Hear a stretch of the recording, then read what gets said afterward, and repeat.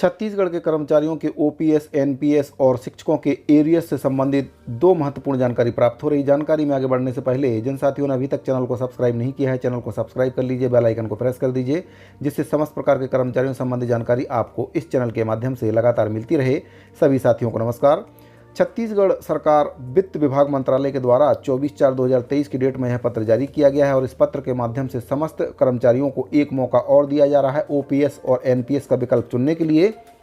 सरकार के द्वारा पूर्व में भी इस विकल्प के संबंध में नोटिस जारी किया गया था, लेकिन कर्मचारियों के द्वारा ओपीएस और एनपीएस में से कोई भी विकल्प नहीं चुना गया है, जिसके संबंध में 5 मार्च 2023 तक की जो समय सीमा सरकार के द्वारा निर्धारित की गई थी उसको आगे बढ़ा दिया गया है। 8/5/2023 तक के लिए समय सीमा निर्धारित कर दी गई है और अगर इसके बाद भी अगर कर्मचारी किसी भी प्रकार की जो पेंशन स्कीम है उसका चयन नहीं करते हैं तो फिर उनके बारे में किसी भी प्रकार का कोई भी विचार राज्य सरकार के द्वारा नहीं किया जाएगा। विषय इसमें दिया गया है, पुरानी पेंशन योजना लागू होने के परिणाम स्वरूप शासकीय सेवकों एवं कार्यालय प्रमुख के द्वारा आवश्यक कार्रवाई किए जाने के संबंध में संदर्भित वित्त निर्देशों के द्वारा राज्य शासन के शासकीय सेवकों के लिए पुरानी पेंशन योजना अथवा एनपीएस का चयन हेतु विकल्प प्रस्तुत करने के लिए दिनांक 5 मार्च 2023 तक की समय सीमा निर्धारित की गई थी। इस अवधि में भी शासकीय सेवकों के द्वारा किसी भी प्रकार का विकल्प प्रस्तुत नहीं किया गया है।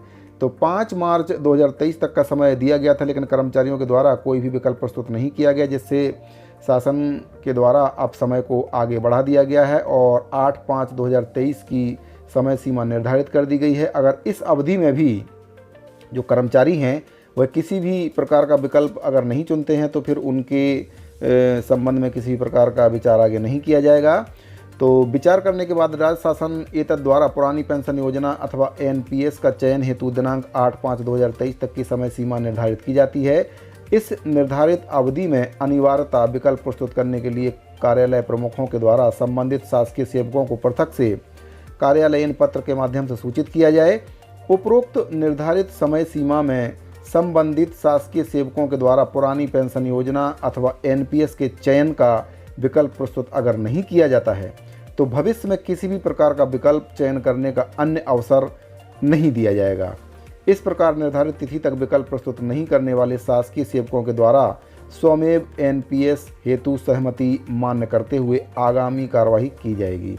तो जिन कर्मचारियों के द्वारा कोई भी विकल्प अगर प्रस्तुत नहीं किया जाता है तो उनको एनपीएस योजना का ही लाभ मिलेगा, उनके लिए फिर भविष्य में किसी भी प्रकार से विचार नहीं किया जाएगा।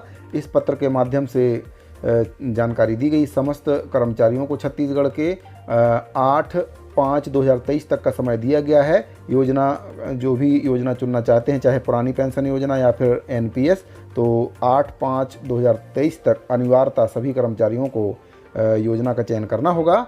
अगली जो जानकारी निकल कर आ रही है, शिक्षा कर्मियों के एरियर्स से संबंधित जानकारी प्राप्त हो रही है।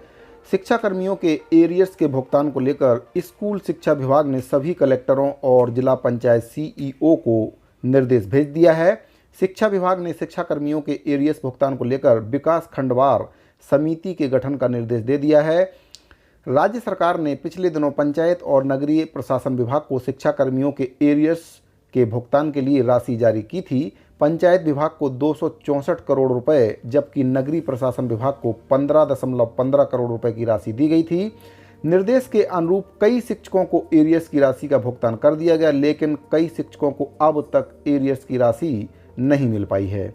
कई जनपद और जिला स्तर पर आवंटन खत्म होने की बात कहकर राज्य सरकार से अतिरिक्त आवंटन की मांग की गई थी, जिसके बाद अब राज्य सरकार ने निर्देश दिया है कि शिक्षा कर्मियों के एरियर्स भुगतान को लेकर नया निर्देश जारी किया गया है, जिसके तहत कितने शिक्षा कर्मियों को एरियर्स की राशि भुगतान की जा चुकी है, कितनों की राशि बची है, इसका पूरा विवरण तैयार किया जाएगा और फिर शासन स्तर पर अतिरिक्त आवंटन के लिए मांग पत्र भेजा जाएगा। उसी के आधार पर बजट का जो आवंटन है उसको दिया जाएगा। तो इसके संबंध में शासन के ओर से पत्र जारी कर दिया गया है शिक्षा कर्मियों के एरियर्स के भुगतान के संबंध में, और जिन शिक्षा कर्मियों को पहले एरियर्स की राशि जारी कर दी गई है उनकी सूची तैयार की जाएगी। कितने शिक्षा कर्मियों को एरियर्स मिल चुका है, कितने को नहीं मिल पाया है, तो सभी की जानकारी पहले शासन के द्वारा मांगी गई है। इसके बाद ही आवंटन जारी किया जाएगा। तो साथियों, ये वीडियो अगर आपको अच्छा लगा हो तो वीडियो को लाइक कर दीजिए, ज़्यादा से ज़्यादा अपने साथियों को शेयर कर दीजिए। मिलते हैं अगले वीडियो में एक और नई महत्वपूर्ण जानकारी के साथ, तब तक के लिए दीजिए इजाज़त। धन्यवाद।